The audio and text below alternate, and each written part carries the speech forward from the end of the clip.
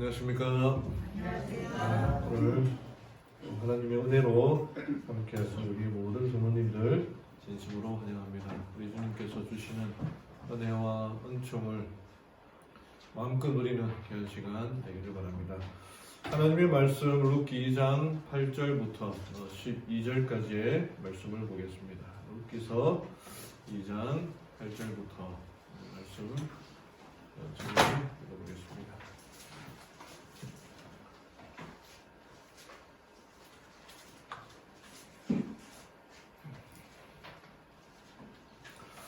성경, 구약 성경 405쪽, 404쪽 되겠습니다.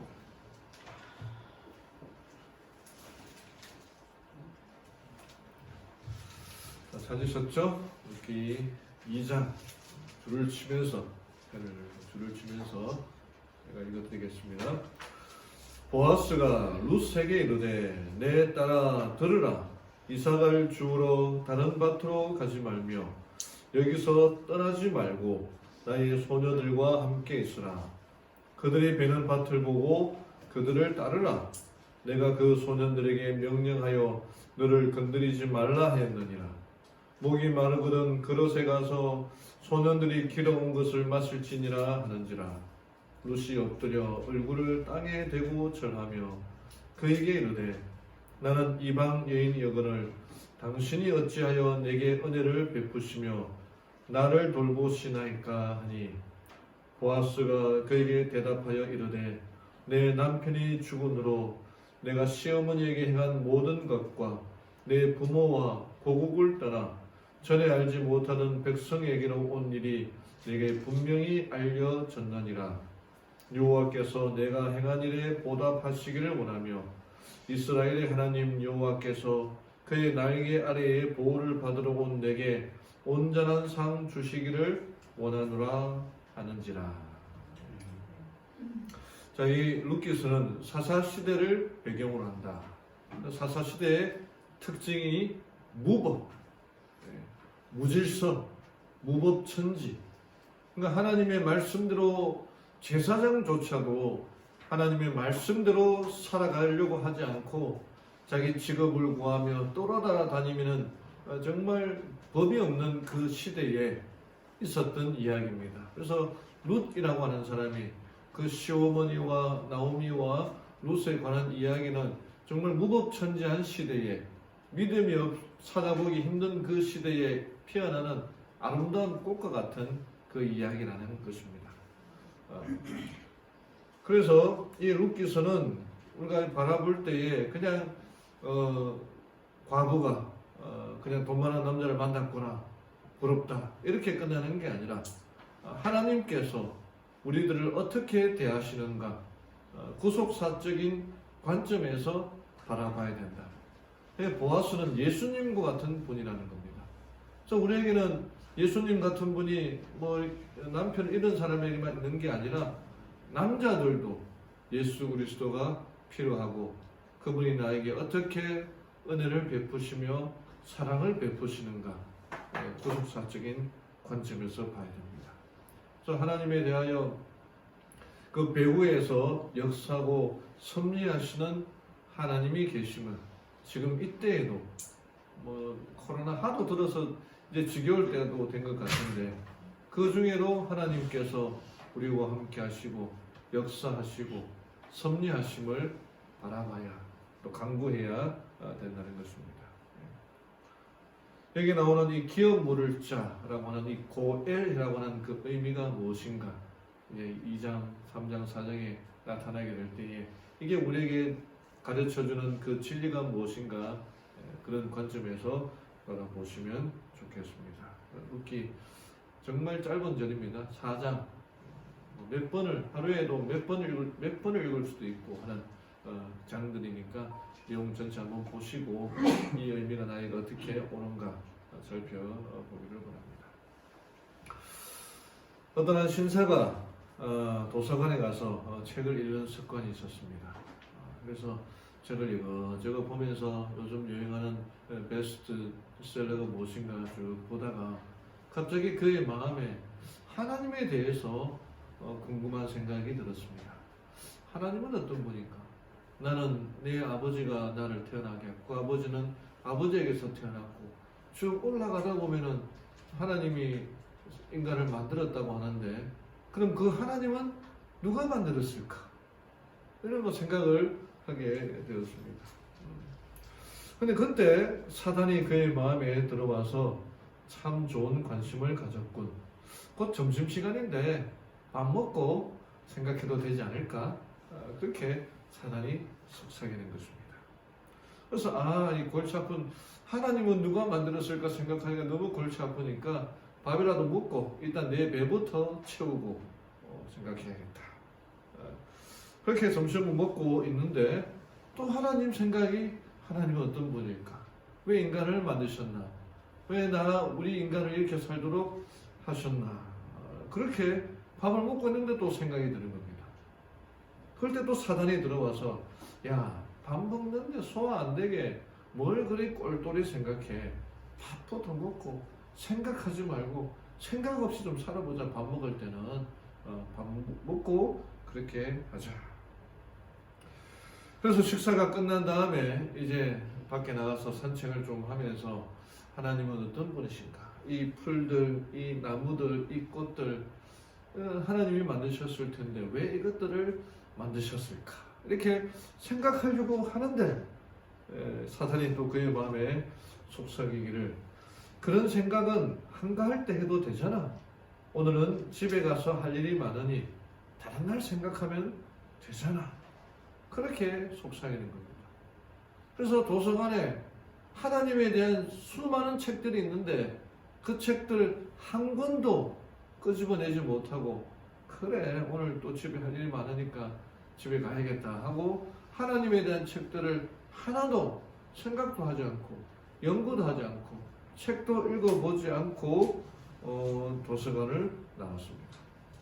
근데 이 이야기의 끝에 뭐라고 기록되었냐면은 사탄은 집으로 돌아가고 있는 신사의 뒷모습을 보며 미소를 띄었다. 이것이 이 C.S. 루이스라고 하는 유명한 이 소설가가 있거든요. 이 사람이 쓴 책 스크루 테이프의 편지라는 책에 나타나 있는 겁니다.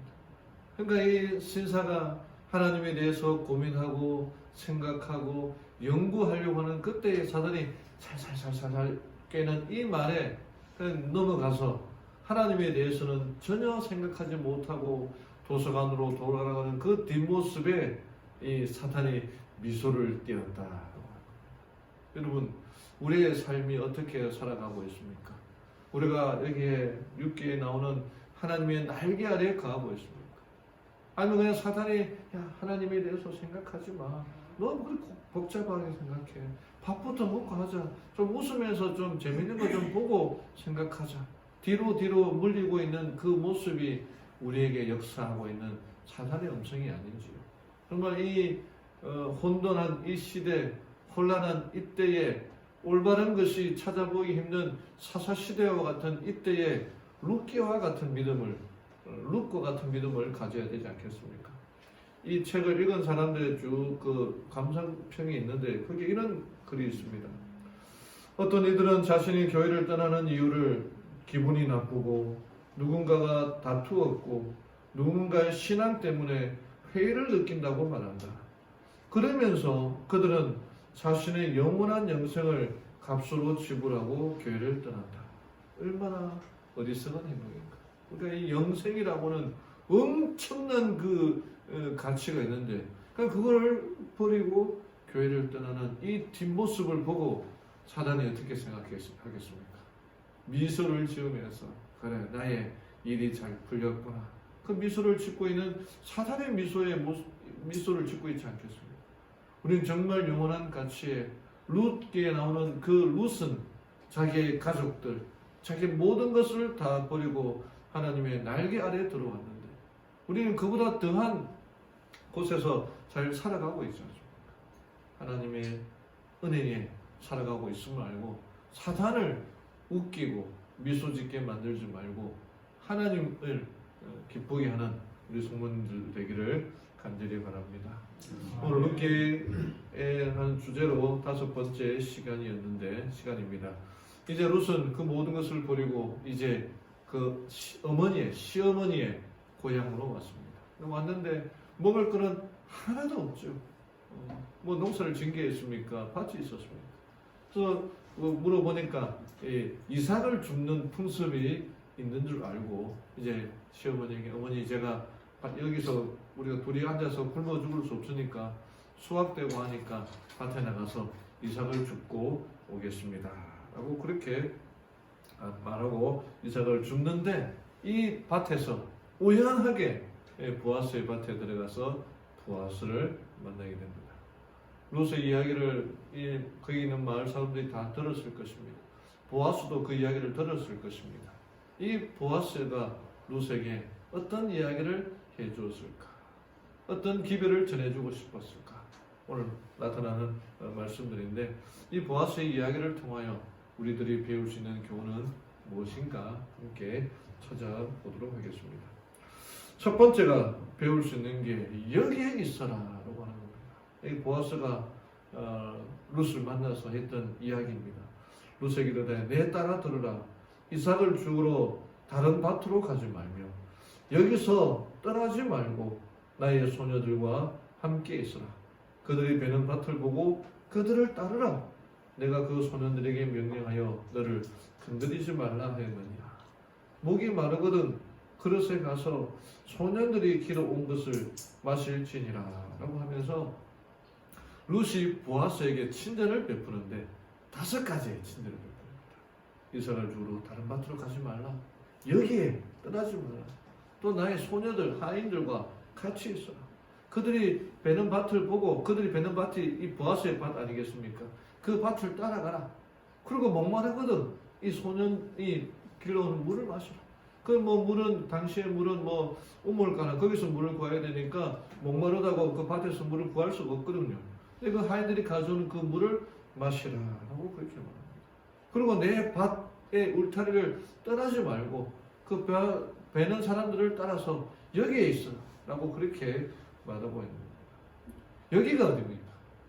하나님의 전, 하나님의 교회, 하나님의 나라. 여기서 딴 데 가지 말고 여기 있어라. 이게 바로 보아스가 룻에게 하는 말이고 오늘 이 시대를 살아가는 우리들에게 하는 말이라는 것입니다.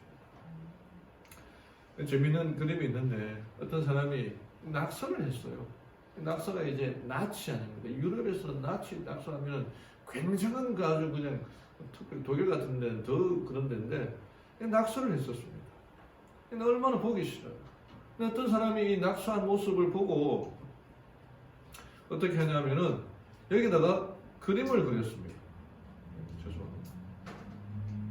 그 위에다가 파이 같은 이렇게 그림을 그렸어요.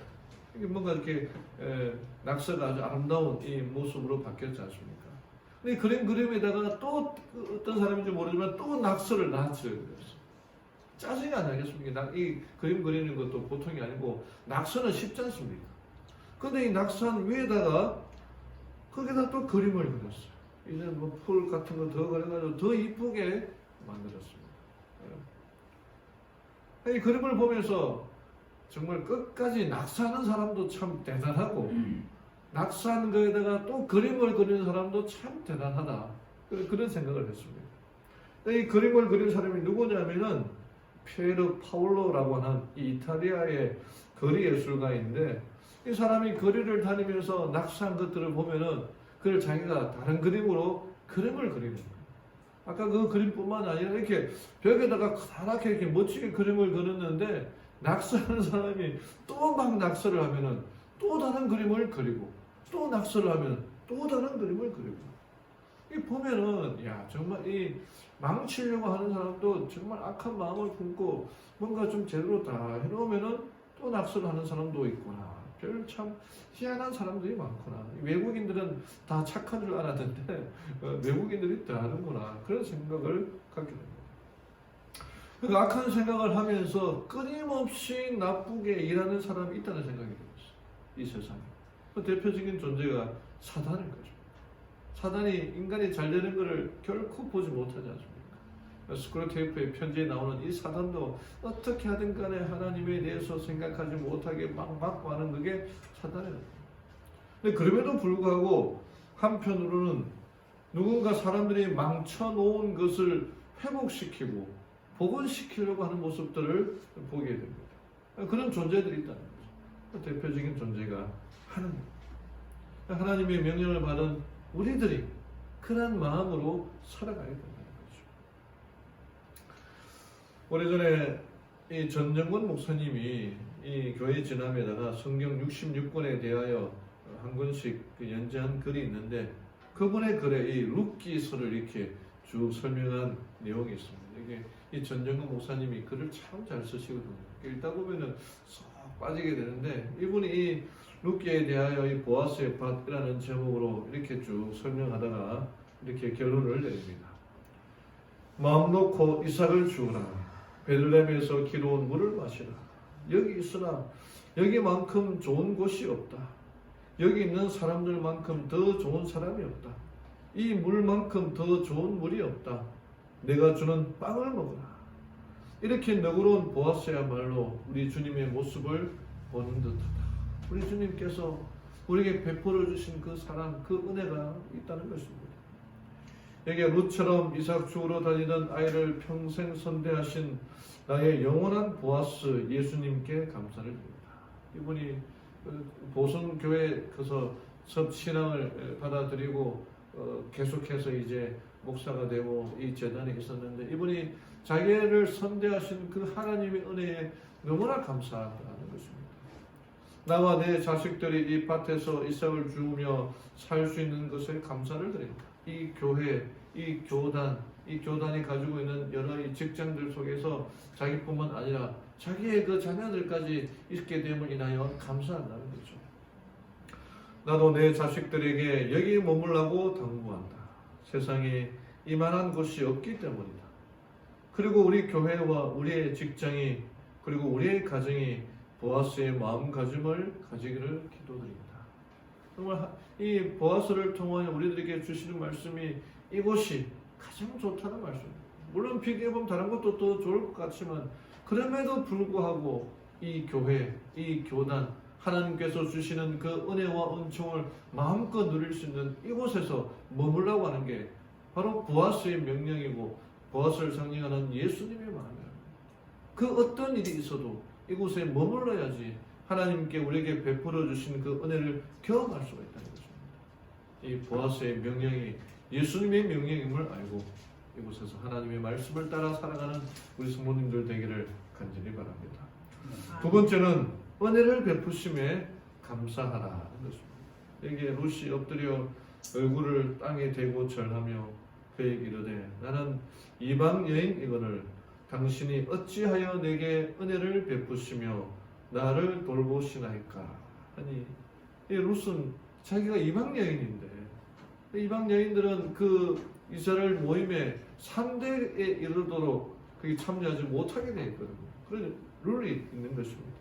근데 그가 보아스가 자기에게 베풀어주는 그런 5가지 다른 데 가진 거 여기서 죽고 또 일하는 일꾼들에게는 다 걷어가지 말고 조금씩 뿌려놔서 그 사람들이 좀 룻이 가져가도록 그렇게 하고 또 목마르거나 물을 먹도록 하고 같이 음식을 먹도록 하라는 이 은혜가 얼마나 감사한지 룻이 엎드려 얼굴을 땅에 대고 절하며 최고의 감사의 표시입니다. 여러분 우리의 신앙은 감사로 이루어져야 돼요. 그래서 교회에서 가장 자주 드려야 할 금이 감사헌금이고 가장 자주 해야 할 말이 감사합니다 라는 것입니다. 여기 오프라 윈프리라는 사람이 이런 말을 했습니다. 내 인생에서 어떤 일이 일어나든 감사하는 법을 배웠을 때 기회, 사람들과의 관계, 부까지도 내게로 다가왔다.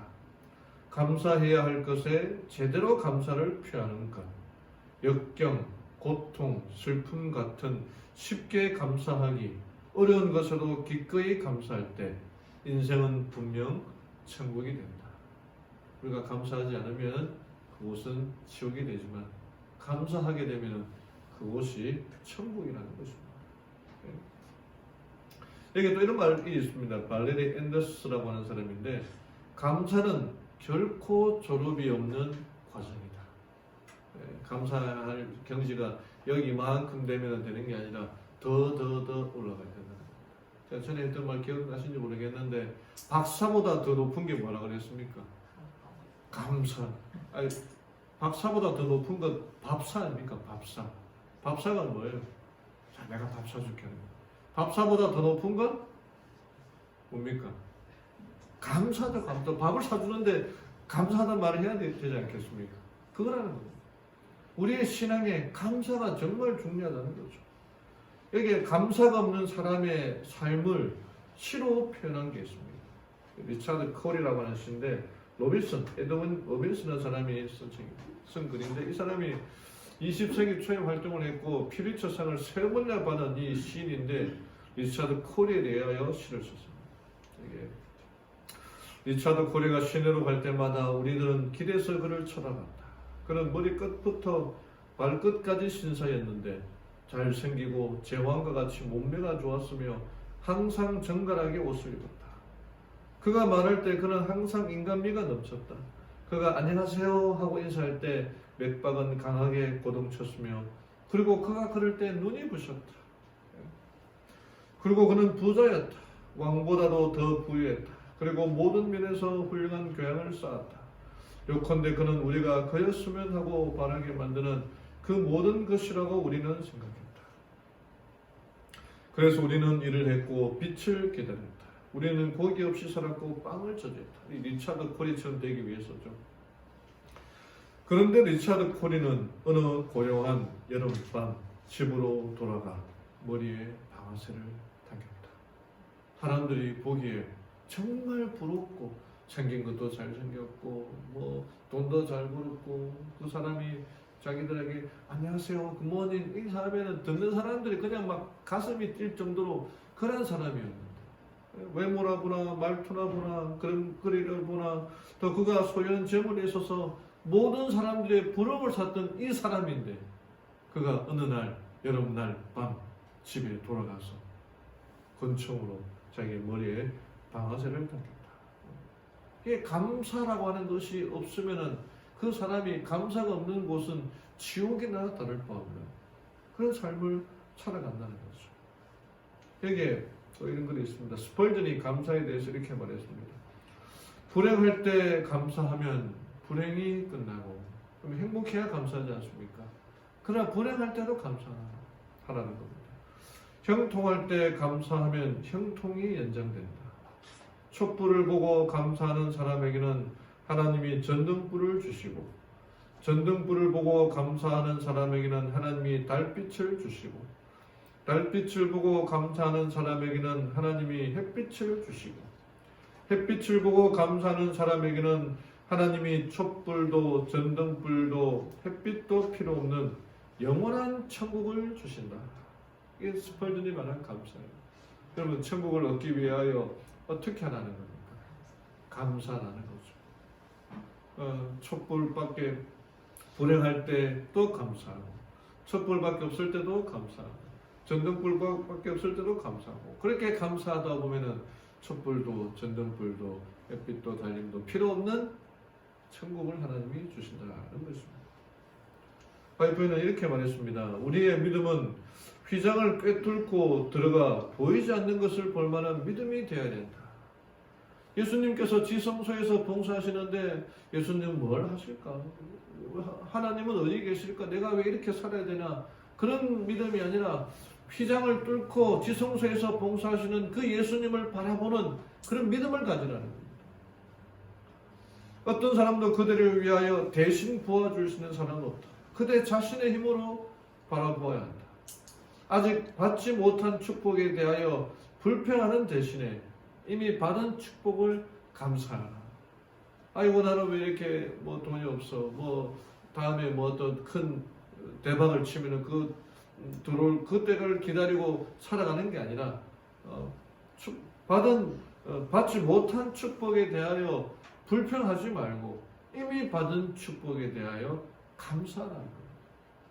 이게 룻이 보아스에게 정말 엎드려지는 최고의 감사의 표시를 우리들이 해야 되는 거예요. 여러분 보아스가 룻에게 뭐 돈을 뭐 몇백만을 몇천만을 줬습니까? 뭐 집을 한 채 줬습니까? 뭐 차를 줬습니까? 뭘 줬습니까? 그냥 하루 먹을 양식 우리 이삭 주서봤자 얼마나 줄 수 있겠습니까? 근데 그 이삭을 죽도록 베풀어 준 거에 대하여 최고의 감사를 표시했어요. 우리의 믿음이 그렇게 돼야 되는 거죠. 보아스도 본받을 거 있지만 룻도 우리가 본받아야 되는 거예요. 최고의 감사의 표시를 하나님께 드려야 됩니다. 받지 못할 축복에 대하여 불평하는 것이 아니라 이미 받은 축복에 대하여 감사하며 살아가는 우리 성도들 되기를 간절히 바랍니다. 세 번째는 그 날개 아래 가라는 겁니다. 12절에 여호와께서 내가 행한 일에 보답하기를 원하며 이스라엘의 하나님 여호와께서 그의 날개 아래에 보호를 받으러 온 내게 온전한 상 주시기를 원한다. 그 날개 아래 가라. 이건 하나의 표현이죠. 비가 올 때는 우산이 되고 바람 불 때는 바람막이가 된다. 여기 그림에 보면은 이 닭이 계란만 품고 있는 것이 아니라 뭘 또 품고 있습니까? 이게 새끼를 품고 있죠, 그죠? 새끼 두 마리를 이렇게 품고 있지 않습니까? 이게 어떤 의미인가? 그 날개 아래라는 말은 이 은유는 병아리가 비바람이나 추위 등의 위험을 피하기 위해 은신처인 그 어미 닭에게 달려가는 것입니다. 그 어미한테 달려가서 어미 나의 비를 좀 피하게 해주고 바람을 좀 피하게 해주십시오. 그런 의미로 나타내는 겁니다. 이 신명기 32장 11절에 마치 독수리가 그 보금자리를 어지럽게 하며 그 새끼 위에 너풀거리며 그 날개를 펴서 새끼를 받으며 그 날개 위에 그것이 없는 것 같이. 그건 독수리가 새끼를 키울 때 그렇게 한다는 겁니다. 이 새끼가 이제 깃털이 나고 날 때쯤 되면은 날아다녀야 되는데 독수리 새끼들이 이렇게 게으름을 피우는 거예요. 그럼 하늘을 바라보고 둥지에 있는 그 둥지를 하나씩 없애가면서 날아라 그러는데 안 나르면은 둥지를 다 그냥 치워버린다는 거예요. 그럼 떨어질 거 아닙니까?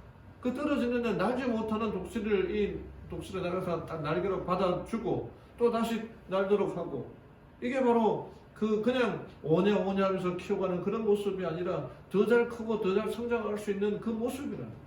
이게 하나님의 사랑의 모습이라는 거죠. 하나님께서 우리를 그렇게 다루신다는 거예요. 그럼 이 그림 보셨습니까? 한 3년 전인가 인도에서 어떤 사람이 이제 찍었는데 갑자기 이제 닭이 이제 뭐 새끼들하고 이제 가다가 갑자기 비가 막 폭우가 막 쏟아졌어요. 어떻게 했을까요? 이 닭이 그 새끼들을 다 불러모. 보이십니까? 이 닭에 여기 숨 쉬는 거 보이세요? 숨 쉬는 거? 숨을 핥딱 쉬면서 있는 게. 이 새끼들 안고 비가 안 오는 곳으로 피하면 될 텐데 이게 이 닭이 이제 그 모성애를 이렇게 탁 안고 있는 그 모습입니다. 이 사진을 찍은 이 사람이 그림을 찍은 이 사람이 뭐라고 적었냐면은 자연 속에서 볼 수 있는 엄마의 사랑이다. 닭도 이렇게 자기 새끼들, 자기는 비를 쫄딱 맞으면서 내 새끼만은 비 안 맞게 하려고 하는 이 모습이 부모님의 모습이고 어머니의 모습 아니겠습니까? 이게 이렇게 말합니다. 우리 성경 수석에서는요. 그는 보아스는 자신이 깨닫고 있는 사실, 곧 룻이 자신의 하나님으로 받아들이는 이스라엘의 하나님이 그녀에게 합당한 보상을 해줄 수 있는 유일한 분이라는 것을 룻이 깨닫기를 바랬다. 그러니까 보아스가 룻에게 친절을 베푼 것은 그 어떤 마음이 있었던 게 아니라 요즘 말로 썸을 타려고 했던 것이 아니라 하나님의 사랑을 보여주려고 했다는 거예요. 룻이 그 모든 것을 다 버리고 이제 왔는데 그 모든 보상을 이스라엘의 하나님께서 그 보상을 해주실 것임을 깨닫기를 바랬다는 거예요. 그래서 보아스는 자기에게 베풀어 주신 그 하나님의 은혜가 너무나 감사했기 때문에 룻과 같은 이방 여인에게 친절을 베풀었던 것처럼 룻도 이 모든 일을 하나님께서 보상해 주실 것을 깨닫기를 바랬다는 것입니다. 그분이 유일한 분이심을 깨닫기를 그렇게 바랬다는 겁니다. 이 아라카키, 사부로 아라카키라고 하는 이 목사님이 있습니다. 이분이 유명하신 분인데 사형수에서 목사로 이제 2010년에 고백의 여정이라는 책으로 바뀌게 됐는데 이분의 이야기가 이제 1999년 헤럴드지에 이제 소개된 이야기가 있는데 이분이 이 사무로 목사님 어릴 때 무척 가난했다고. 당시 뭐 일본이 어린 시대를 보냈다고. 집이 가난했고 아버지는 어릴 때부터 돈 벌러 집을 나가고 집에는 맨날 빚쟁이와 막 그들이 와가지고 그 어려운 상황 속에서 그 엄마가 어떻게 하지 못하고 엄마도 집을 나가버리고 그리고 사형제가 이 사남매가 정말 죽을 고생하면서 살았다고 합니다. 이 책에 보면은 8살 때 아버지를 찾기 위하여 심당한 이야기도 나오는데 그러다가 이제 이 고3 때 이제 사이판이라는 곳에 우리 19살 때죠. 사이판이라는 곳에서 기술고등학교를 다닙니다. 근데 그 해가 1944년 세계 2차 대전이 막바지에 이르는 그때였습니다. 미군이 사이판을 공격하면서 본인의 의지와 상관없이 이제 그 전쟁에 휩쓸리면서 군인으로 징집되어 갑니다. 19살 때.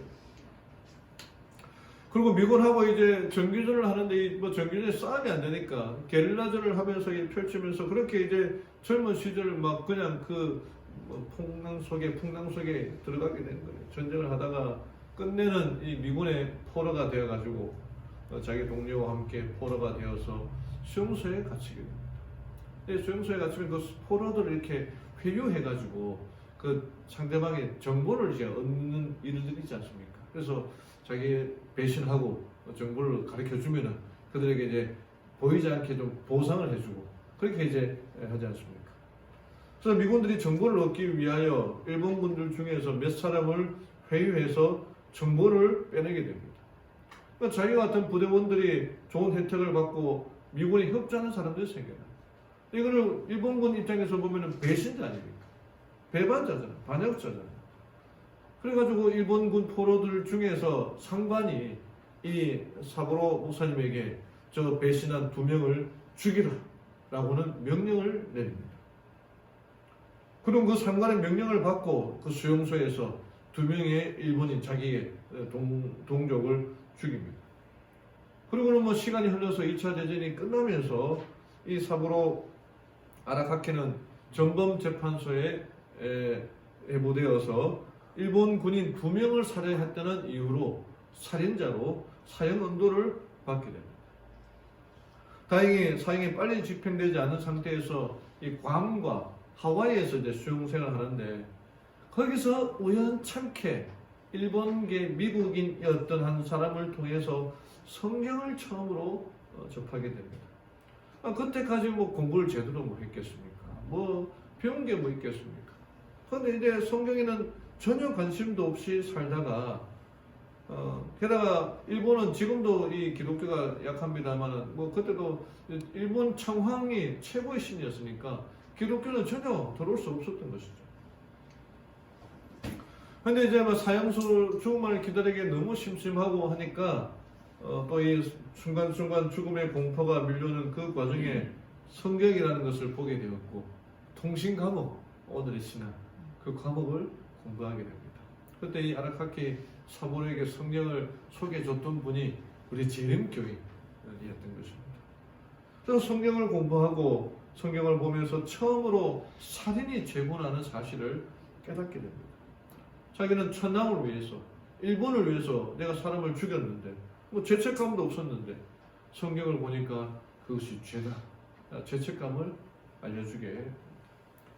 그러면서 점점 성경을 공부하고 알게 되었고 그의 마음이 움직이게 되어서 예수 그리스도를 개인의 구주로 받아들이고 침례를 받게 되는데 그 포로의 한 1000명 되는 제소자 가운데서 유일하게 제7일 안식일을 지키는 제소자가 그리고 형무소 소장의 특별한 배려로 형무소에서 침례를 받은 것이 아니라 그 당시 하와이에 있는 일본 안식일 교회에 나가서 침례를 받게 됩니다. 침례를 받았는데 이 사람이 180도 달라지고 완전하게 달라집니다. 모든 사람이 보기에 확인될 정도로 이 사진이 이 사람이 그 교도관 때 있었던 그 포로 수용소의 교도관이었는데 그 교도관이 얼마나 악하게 포로들을 취급했겠습니까? 그래 고생했는데 이 사보로 목사님이 나중에 회개한 다음에 목사님이 되어서 이 사람을 만나서 친구가 그냥 정말 최악의 적이 최고의 베스트 프렌즈가 되었다라고 하는 이 사진이 뉴스에도 나오게 됐는데, 그 다음에 침례를 받고 난 다음에 모험적인 수감 생활을 하면서 그리스도인으로 멋지게 변한 모습들을 보면서 주위에 있는 수많은 사람들이 탄원서를 내기 시작합니다. 그 사람이 사형언도를 받았잖아요.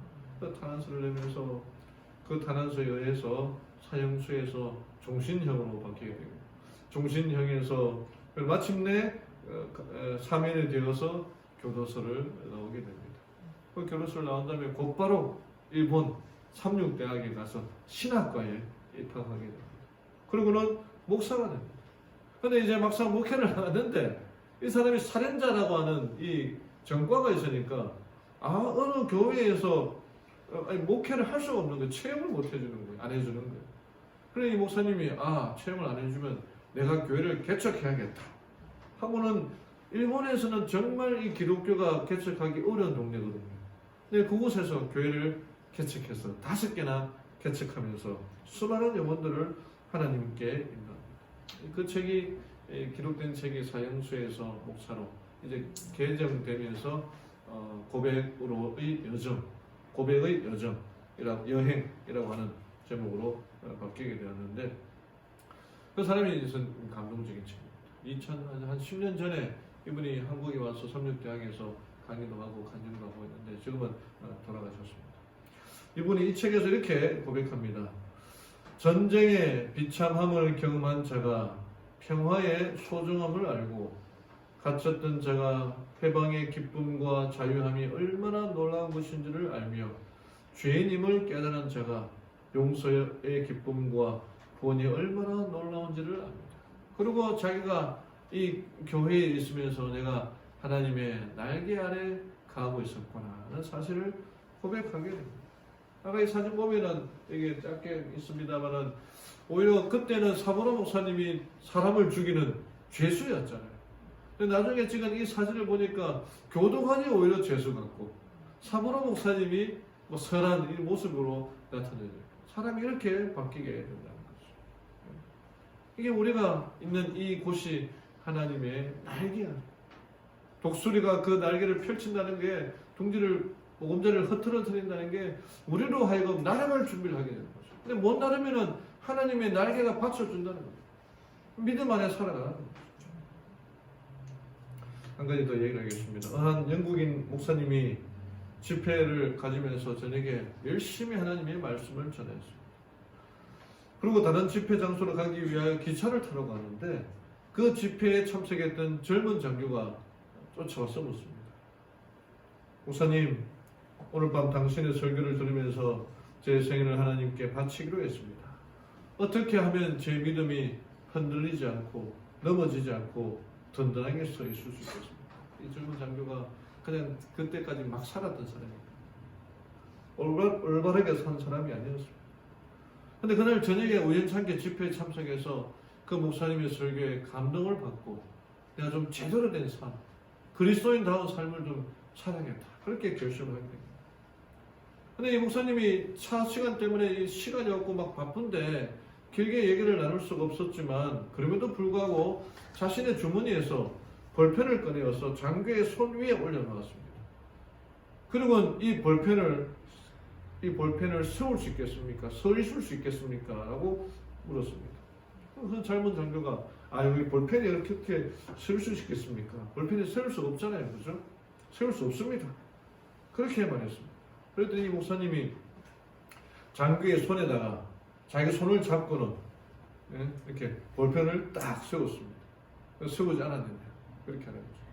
그랬더니 이 젊은 장교가 퉁명스럽게 말하기를, 아니 목사님이 손을 잡고 있으니까 그 볼펜에 서 있는 것 아닙니까? 라고 그렇게 말합니다.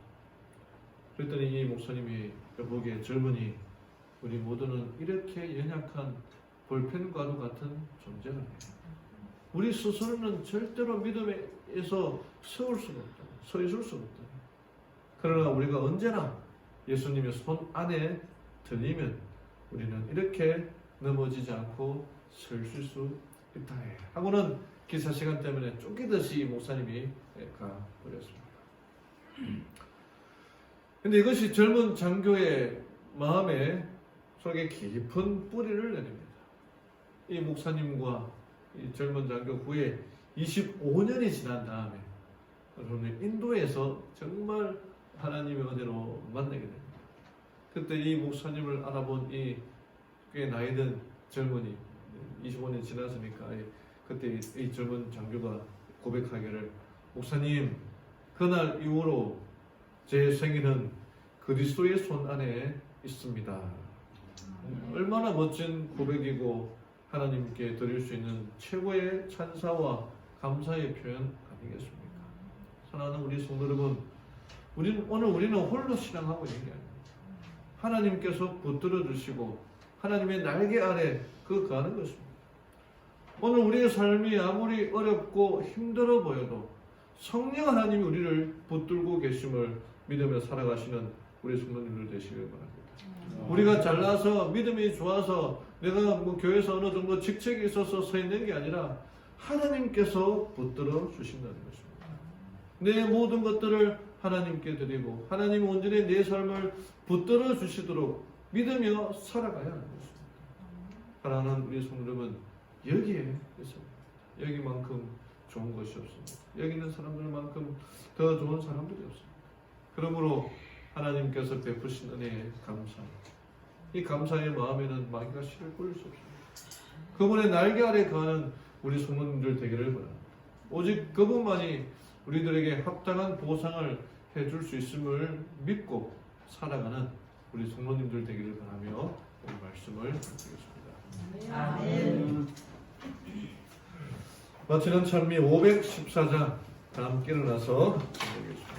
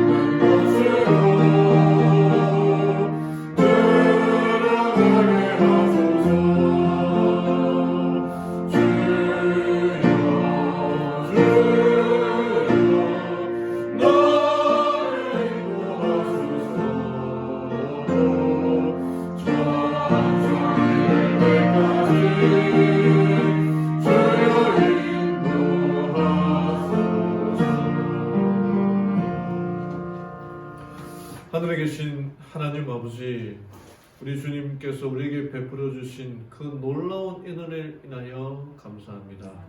모아서가 표상하는 우리 주님께서 여기 있으라 라고 하는 이 약속과 명령을 우리가 거역하지 않고 이곳에서 하나님의 은혜를 경험하며 살아가는 죄를 되게 인도하여 주시옵소서.